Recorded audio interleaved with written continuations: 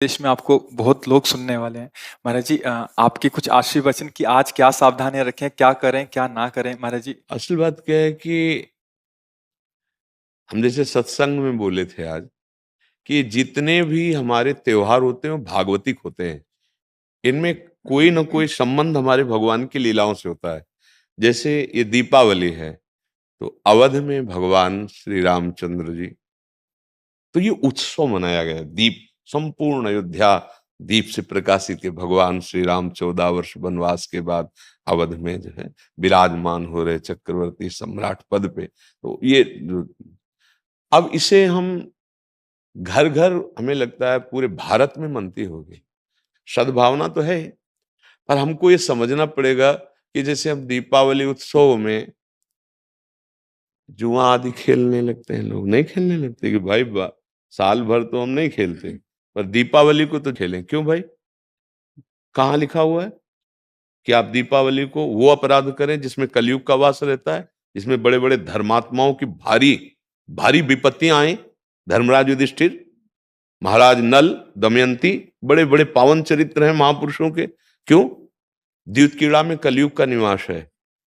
कलयुग शराब पीना, मांस खाना, पर स्त्री गमन करना, स्वर्ण चोरी करना, द्यूत कीड़ा करना। द्यूत माने जुआ खेलना।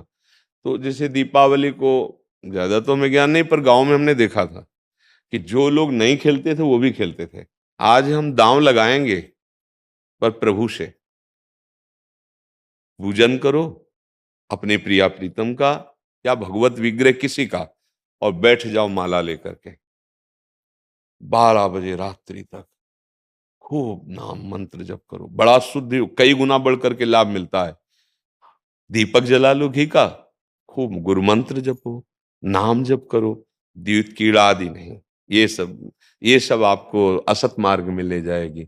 तो ये जो हमारा त्योहार है, इसका आंतरिक भी स्वरूप है। हमारे हृदय में भक्ति कर दीप, प्रेम करी बाती। हमारे अंदर ज्ञान का प्रकाश, जैसे हम घर में दीपक जलाते हैं तो अंधेरा जाता है ना, बाहर के अंधेरे जाने से हमारे हृदय का अंधकार तो नहीं मिटेगा ना। तो हमें हृदय का भी अंधकार नष्ट करना है। जब बाहर की दीपावली इतनी खुशी दे सकती है, तो अगर अंदर की दीपावली हो जाए तो कितना आनंद आ जाएगा। फिर तो हम आनंद सिंधु में डूब जाएंगे। कौन सा दीप अंदर जलाया जाता है? भक्ति का दीपक और प्रेम की बाती। अगर भक्ति का दीपक प्रेम की बाती हो जाए तो उस प्रकाश जो प्रकट होता है उसे ज्ञान कहते हैं। उस ज्ञान से ये जितनी भी चिंता, शोक, दुख, मृत्यु आदि का भय है, ये सब नष्ट हो जाएगा।